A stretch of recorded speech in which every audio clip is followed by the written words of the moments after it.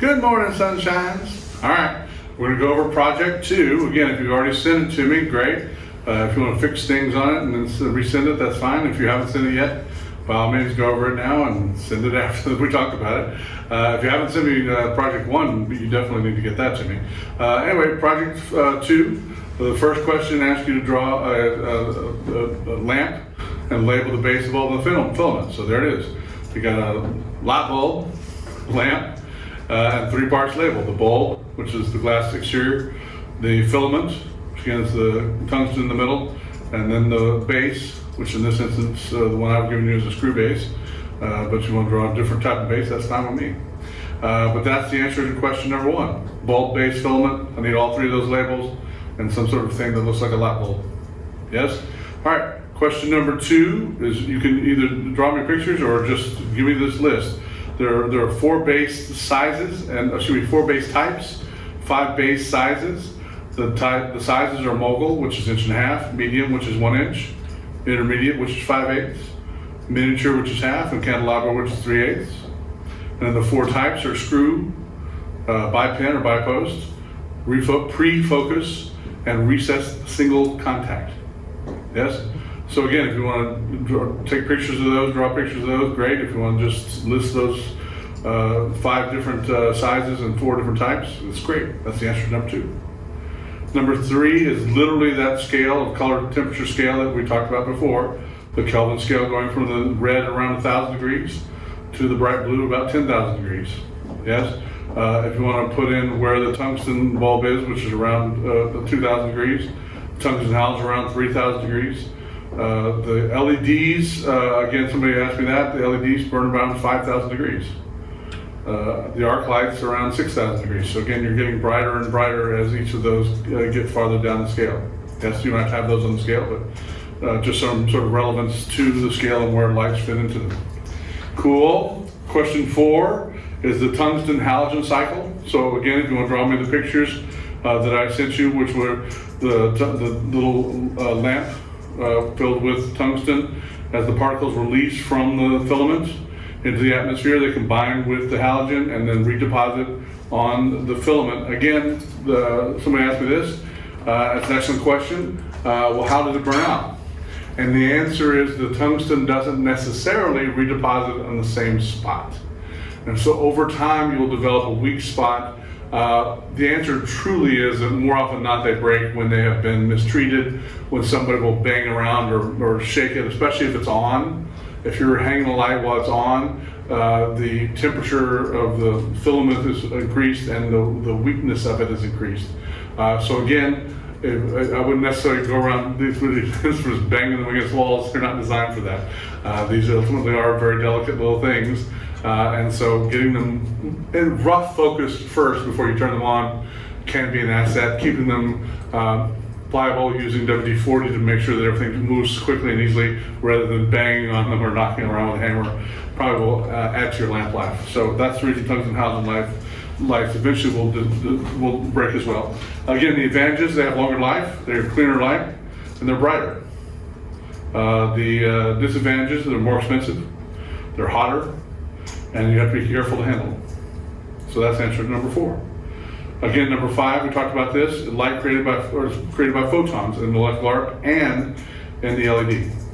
Yes, so both of them is the photon you're seeing as opposed to the release of the light energy from the resistance of the tungsten filament, which again just creates a brighter, cleaner light. Yes? All right, so that's project number 2. Moving on. The next thing we're going to talk about today are the tools of the electrician. This little handy thing here is called a crescent wrench, C-wrench, adjustable wrench. The great thing about this is that it has a little turn right here where you can see that it adjusts the width between the 2 pinchers. So you can go from a socket that's that size down to a socket that's very minute because unfortunately all the screws that are located or bolts that are on the lighting instrument are different sizes. So you have the 2 on the side that are 3/8. You have the one that's underneath that it allows the lenses to move forward, the lens tray to move forward and back. You have the FN, which we'll talk about what that means later. That's a very small 1/4 inch bolt at the top. You also have the C-clamp that adjusts at the top, and all of them are different size bolts. And so that's why a C-wrench is very handy to have. You should also have it on a lanyard. And again, one of the nice things, if you take your lanyard and you run it around your wrist, yes, it tends not to fall, or you can quickly handle it, or you can run around your belt buckle and then put it in your pocket. Yes, but especially if you're working above people's heads, you don't want to have it where it doesn't have some sort of connection point to you. Here's a rule of thumb. We'll talk more about this when we talk about rigging. But anytime you're ever working above someone's head and you drop anything, the words out of your mouth shouldn't be, "oh shoot." The words out of your mouth should be "heads" immediately. Even if you catch it, even if it lands flat on the grid and you see it, it doesn't fall through. Before you can say anything, say "head," so people know to clear below. Because anything, these glasses traveling at 16 feet squared per second can cause some major damage over 20, 30 feet. Yes?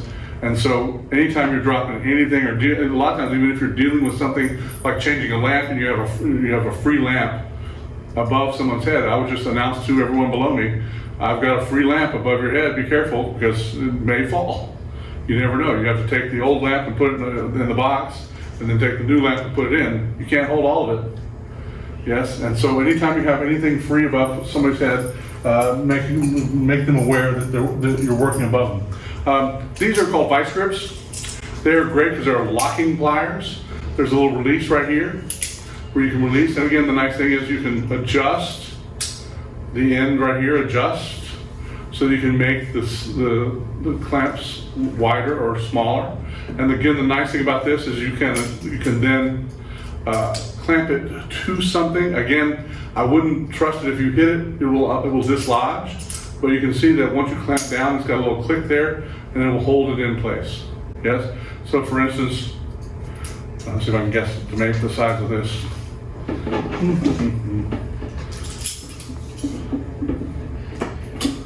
A little wider. Okay.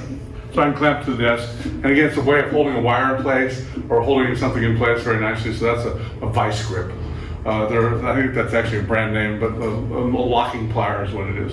I didn't bring one with me, but there's a little photograph of a wire stripper. Wire stripper has both the diagonal cutter, it can cut the wire, but you can see that there's little humps in there, and with those little humps are numbers. Those numbers stand for the gauge of the wire. Wires are rated in gauges. And for those of you who are hunters, the gauges and wires work exactly the same way that gauges and shotguns work. The higher the gauge, the smaller the opening, or the smaller the wire. So for instance, a 10 gauge shotgun is larger than a 12 gauge shotgun, right? And a 16 gauge shotgun is even smaller than that. Same thing with wires. A large gauge wire will have a very small number. A 4 gauge wire is the wire that comes from the tower to your home. Yes, it's a big old honking wire. Most wires you're going to work with are going to be 10, 12, 14 gauge wires. If I was just going to buy a wire to have in stock, 12 gauge wire is what I would have. And the nice thing about the stripper is that if you clamp down, because there's that little hole there, it doesn't cut through the copper, it just cuts through the casing, the insulator, and then you can roll it around once and then just pull and it will clean the end of the wire. Yes? And it's just a nice tool to have around. Diagonal cutters. If you're really good with diagonal cutters, you can use them as wire strippers as well. The problem is, of course, is that you have to be able to pull without clamping down, because as soon as you clamp down, you're going to cut through the entire wire. Yes. But they're often called dikes. Somebody go get the dikes, diagonal cutters, and they are just really good at cutting wires and cutting materials like that. If for some reason you need to attach wires together, we'll talk about wire nuts here in a little bit, but soldering is an excellent way of tinning, what's called tinning the wires, where you take all the individual wires. Let's see if you can see this. You can see, maybe Cody can zoom in on this. You can see that all the little wires are separate. There's 20, 30 little copper wires inside that coil of that ground wire. And if you were to take a little soldering iron and put a little bead of flux on the end, that's what's called tinning, and that would keep it from splaying. Yes. Another thing people do is typically they'll just twist the ends of the wire to keep them from splaying out. And again, the nice thing about that is that'll keep it from short circuiting. If you don't do that or get in the habit of doing that, a lot of times you'll have straight wires that will short circuit. Yes, but that's one of the things that soldering iron can help with. Screwdrivers, there are two basic types of screwdrivers. You're going to need both in the lighting. One's flathead, one is a Phillips. There are other types of screwdrivers, but those are the two that you're going to find you're going to need the most. The rule of thumb is righty-tighty, lefty-loosey. So if you're tightening the screw, you turn your screwdriver to the right. If you're loosening it, you turn it to the left. That's true of bolts as well as screws. Now, the problem then becomes when you're upside down, if you're hanging a light on a bar that's below you and this bolt is facing towards you, righty-tighty is lefty-loosey to you because it's upside down. So you have to be aware that that's from behind the bolt or screw. If you're in front of it, it's the opposite. Yes? But again, screwdrivers are a way of working with things. Again, I think I said this last time, I'll say it again. If you're ever working on a light or any kind of instrument, make sure it's unplugged. You should never have something plugged in and run the risk of having a short circuit that can cause death. So this is not something to play with. Yes, it's a very serious type of thing. Cables and connectors. Cables are made with two basic things: conductors, which is usually copper wire in a bundle, and an insulator, which again, as I said, I think I said this last time and loud enough for you to hear, just because plastic is typically not a conductor, if you have a short circuit or if you have enough overload, in other words, a bolt of lightning may hit the building at the exact moment that you're working with something, an insulator will allow something to flow through it just because it's got enough light power behind it, electrical energy behind it. Cables are typically colored to tell you what they're supposed to be doing. Now again, in this little bundle here, you see there's a green wire. Why is there a green wire? Because it's connected to the ground. We'll talk more about the connector in a second, but the ground, I don't know if you can see this, but it's a little bit longer. The ground's a little bit longer than the hot and the neutral. Yes? And so that'll connect first and disconnect first. Same thing is true in the female. The receptacle connects is a little bit more there, and again, we'll talk about how that works in a second. But the green wire typically is the ground wire, the black wire is the hot wire, and the white wire is the neutral. If you ever come across two white wires, it's because it's alternating current, and at any one point, both of them could be hot wires. If you come across a wire that has a red or black or green or blue strand around it, that's the hot wire. Any color other than pure white is hot wire. Again, a lot of times they don't have enough money or whatever it is. I assume it's cheaper just to put a strand around the white wire. I don't know why people do it. But if you see a white wire with any kind of green on it, it's a ground wire. Yes? Again, we'll talk about having a three-phase is what it's called, where instead of just having the generator pull electricity at the top and the bottom of the phase, you'll actually have two more, which is actually the way it works. You actually have two more magnets on it, so there's actually four phases. So it's called three-phase because one of them neutral. But it sends power, doesn't. Receives. So that's the way a generator actually works. And so you'll have a red, a blue, and a black hot. You'll have a white neutral and a green wire that is your ground. Yes.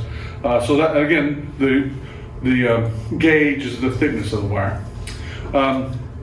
There are four types of stage connectors. The oldest type is what's called a stage plug. In my tenure, I have seen two places that had stage plugs. One was Lee High School, and one was an example at the college where I was taught. So I don't think you're going to come across stage plugs very often. They were gotten rid of in the 30s. But you can see the stage plug just has two prongs, and there's no right or wrong way to put it. There's no ground wire to it. The thing about a stage plug, you can see if you had a receptacle in the wall, there's a little indentation there at the end where you have a little hollowed out place for the male part of the plug to go in. And not to scare any of you, but occasionally, if they haven't been used in a while, these little things, we'll call them mice, occasionally build homes and things like that. And so if you come across a place like that, there was a place like that at Wetumpka High School. There was this old theater that we were having problems because things were shorting out, and come to find out it was because a little family of mice had built a nice little home at the electrical outlet. So anyway, they weren't there, they weren't alive when we found them, but they had a nice little home before we turned the electricity on. Created a nice little shock for the family that we were there. Anyway, stage pin, stage plug, just because it's going to run across them. A stage pin, the Alabama Shakespeare Festival, for instance, is a pin house. You'll see there you have a male and a female. They're sort of big, black, clunky things that sort of slide in and out toward each other. You'll see the 3 prongs. The middle prong is the longer prong, that's the ground. And you'll see that it's also the hot is the one that's a little farther away. The neutral is the one that's closest to the ground. So you would wire that in the case of the third picture there. It would be the black wire, the green wire, the white wire as you're looking at the wire. Again, in the example that I've given you the picture of, again, it's flipped over. As you can see, the longer prong is still in the middle, but the shorter side is to the left on that drawing. And so it's white wire, green wire, black wire.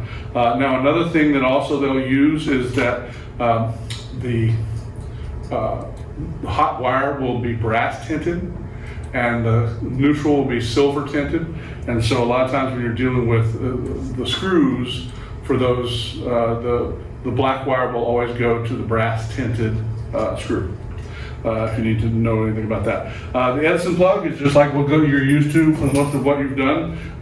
Again, they've added in the 60s, they added the longer prong for the ground wire, but you can see that there's 2-prong Edison thing here. Most Edison plugs, because it's alternating current, doesn't matter which side is left, which side is right, but some things like motors do. And so that's why you'll have a longer side on the hot side. The hot side, as you're looking at the plug, the hot side is on the left. So if you're having to wire one of these, the black wire will go on the left as you're looking at the ground from above. Yes?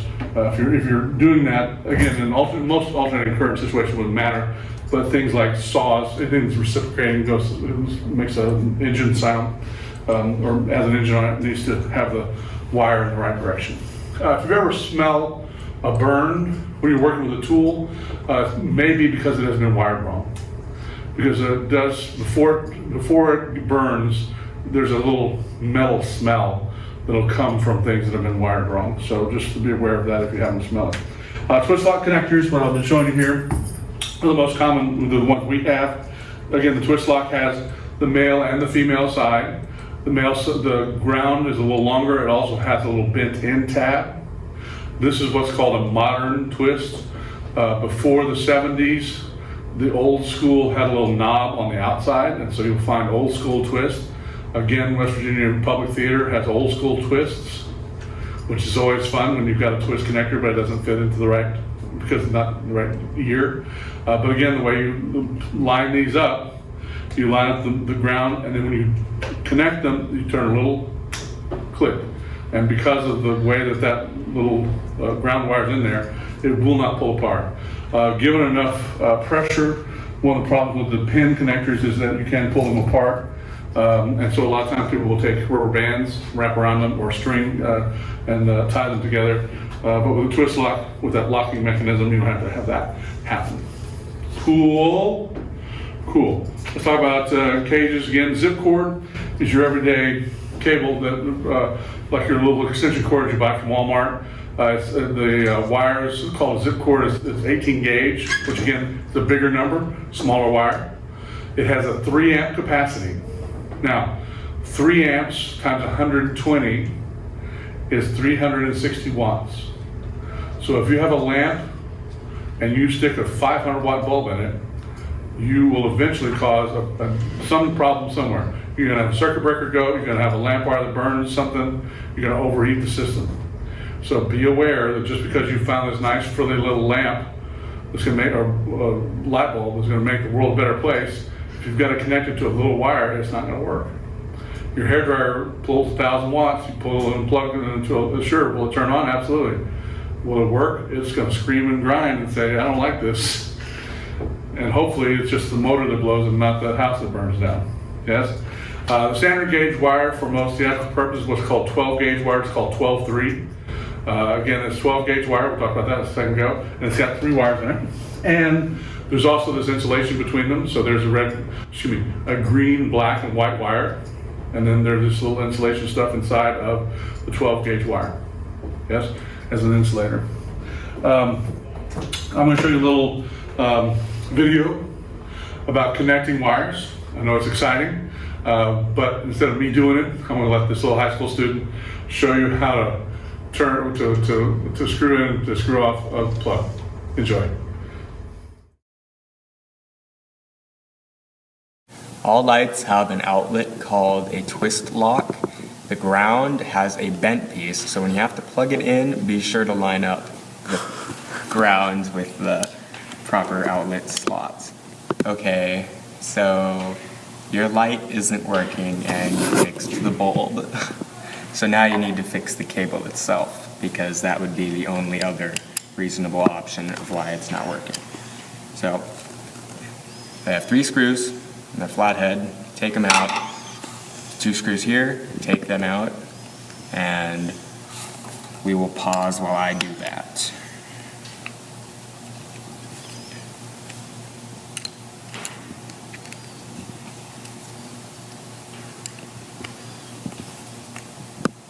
So you have your wires exposed with the outlet itself, and it's not working. So we're going to start by unscrewing the 2 live cables in the ground. The white cables, or the colored cables, are the live wires, and the colored one, which can be green or brown, is always the ground, and you want to always match them up to where they were before, otherwise you'll short circuit the light or electrocute yourself, seriously. Okay, so we're going to start by unscrewing the wires one at a time, just to be extra cautious.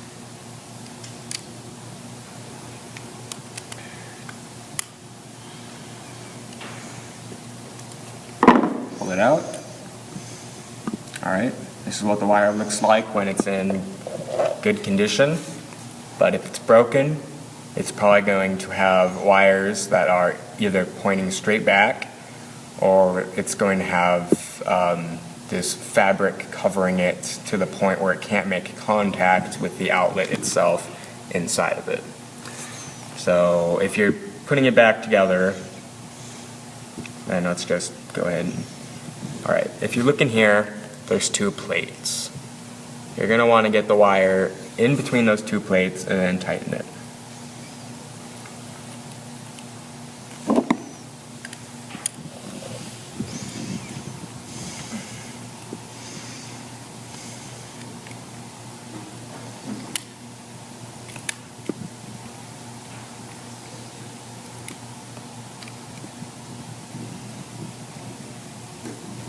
Alright, do that to all 3 cables. Make sure they can't pull out of their slots. And put it back together and you're done. Let's test the light. Alright, I know that I had fun watching that.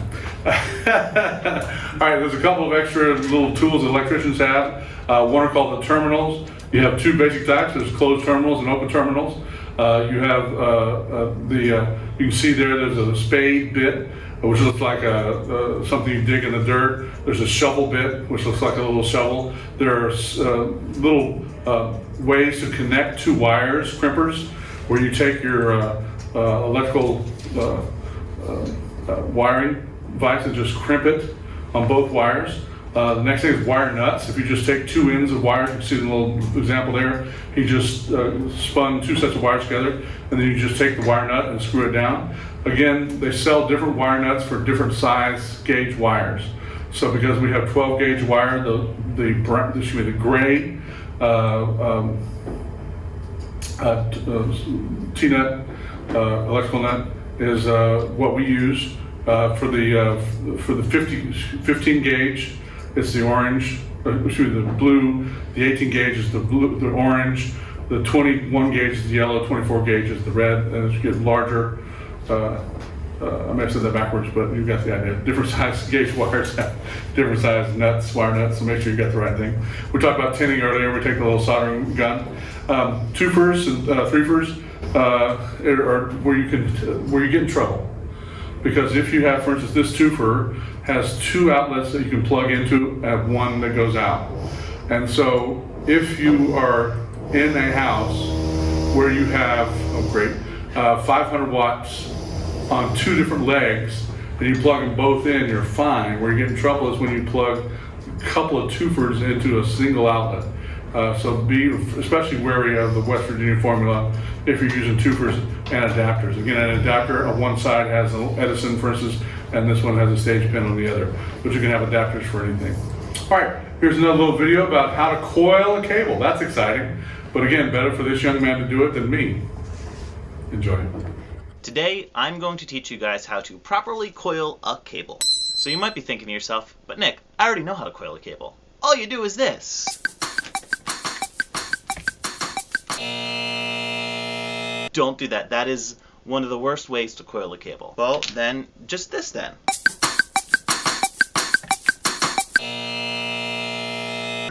Just stop. Just stop. That is also not the correct way to coil a cable. The reason that coiling the cable both of those ways is wrong is because a cable is made up of a bunch of tiny little wires that are all twisted together. When you wrap it around your arm, you're bending those wires, and whenever you bend a wire, it eventually breaks.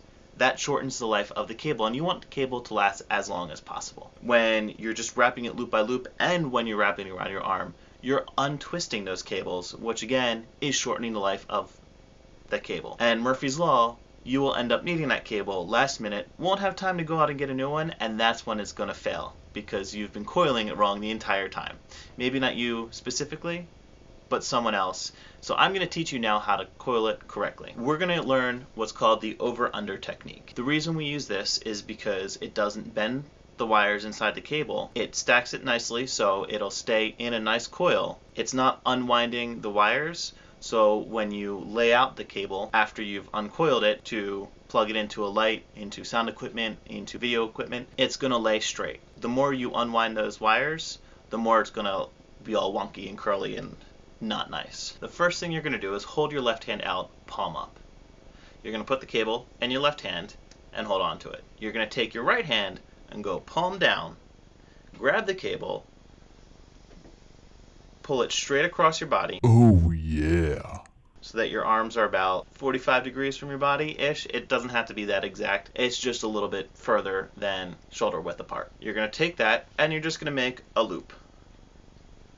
Now you might be thinking, we tried that and you said no. The first step is the same, is that loop. At this point, there are a lot of people who say, is this the right size? Do you need me to make it smaller, longer? And they take time trying to adjust the size of their loop. That doesn't matter. It's not the size of the coil, it's how you coil it. They're all going to be roughly the same size within like an inch or two of each other. So the second step, this is where it gets confusing and a little bit tricky. This is the hard part. This is where people get really confused and it takes them a long time to learn. Unless you're super coordinated, it's going to take a while, which is totally fine. You're going to start it the same as the first step. Your right hand, palm down, and grab the cable. Pull the cable straight across your body to just past shoulder width. And instead of looping it around normally, you're going to move your hand away from your body and loop that cable over. That hand motion that you're doing, if your hand is out, you're swinging it around like a flick of the wrist, like a Harry Potter spell. So you're going to Expelliarmus. To reiterate, pull the cable across your body, Expelliarmus motion, let the cable rest over your forearm, and then bring the cable back to your other hand and take it with your left hand. When you take it with your left hand, you'll notice the first loop, the cables are right next to each other. With the second loop, it creates this kind of X. That's what you want. Now, if your cable has been coiled incorrectly, which this cable has been for several times, and you'll see it's all kind of wonky here and not this nice coil. So what you do when that happens, if your coil does not sit nicely up against the other coils, like these are all sitting nicely up against each other. This one, okay, it's sticking out a little bit. You want to twist the cable in your fingers until it does sit nicely. What you're doing here is twisting the wires inside back to their original shape. If you're really badass, when you get really good at that, instead of twisting it after the coil, you're going to twist it while you're coiling. So that's the first 2 steps. And now you just repeat steps 1 and 2 over and over again until the cable is coiled. So step 1, you're over. Step 2, pull it across, Expelliarmus, over the forearm, create your X, and grab it with your hand.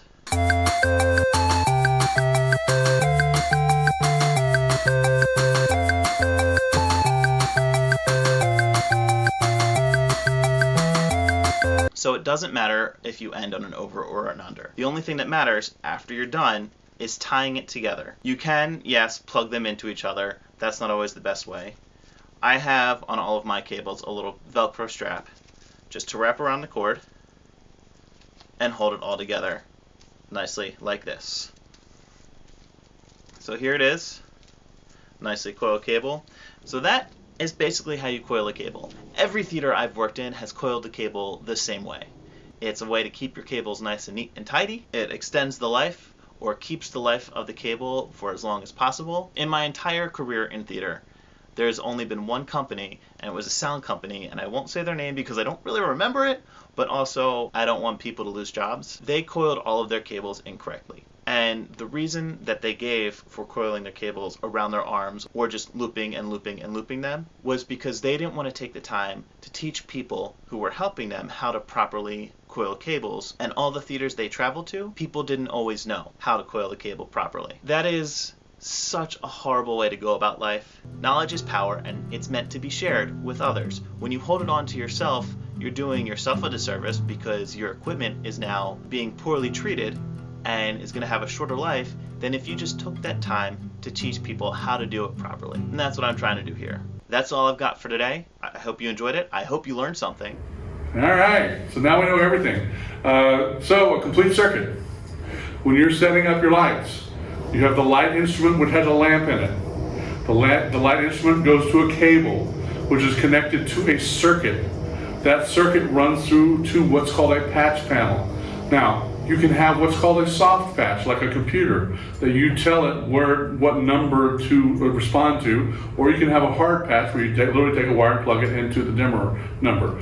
The dimmer we'll talk about much later, about how to dim control things. There will be a dimmer, and then finally to your control board, which you saw in the video that we watched last week.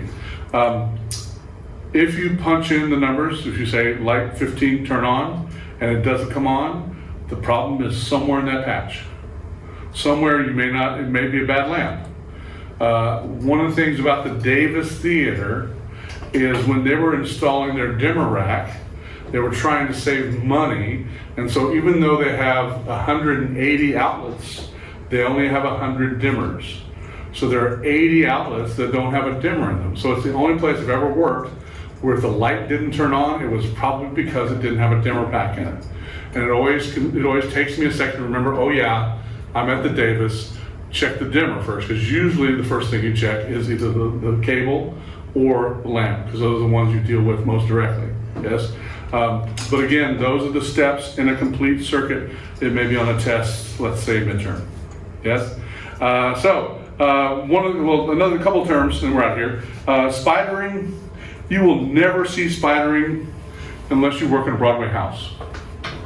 In a Broadway house, because Broadway theaters have a lot of old rules from the 19th century, and they like to employ their electricians a lot. They have a rule that every light has to be plugged in separately to the dimmer rack. It's called spidering. When you go from, instead of having a bar that has all the circuits in it, you go from the light directly to the dimmer pack. You cut out all these steps. In other words, there's no circuit, there's no patch. You go from the cable off the instrument to the dimmer rack, which is connected to the control board. And because they like to save hours, when you have on Broadway, when you have a union call, you have to have a certain number of electricians, let's say 4, I don't know, it depends on your contract, and they have to come in for what's called a minimum call. So if you have a light go out that you need fixed, you have to have 4 people show up for 8 hours to change that one lamp. And so what they will do on Broadway is triple hang the plot. they will have 3 lights that all do the exact same thing. So that when one burns out, they just unpatch that one and repatch the second one that is also doing the same thing. And then when that second one burns out, they patch in the third one, so that then when they have a work call, they can have 4 people that have enough to do for 8 hours, because they have to change a lot of lamps, not just one. Yes, but that's called spidering. You'll find it in the worst of the worst places, where every light goes directly to a dimmer rack, and you'll find it on Broadway. So the best, and the worst, the worst. A couple of terms again. A strip is any kind of circuit that has more than one circuit in it. A drop box, again, has several circuits in it that can be dropped from the ceiling. When we talk about rigging, we'll talk more about that.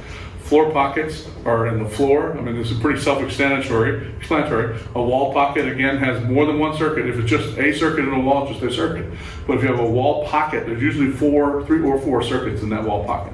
And they have little plates that fold over them, so that if you have a wheel that rolls over from a wagon, it doesn't injure it. When you're working with electrics, there are several particular positions on stage. Anytime you have a batten on stage, it's called an electric. Anytime you have a batten in the house, it's called a beam.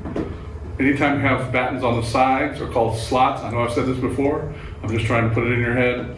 And if you have 2 side positions on the proscenium arch, they're called antipros. Sometimes called Juliets, depending on who has used them. But an antipro is right in front of the proscenium arch, and is a very good lighting position. And you'll find that as you design lights, those are customary lighting positions. Cool. All right, I hope you have a great rest of the day. We'll see you next time.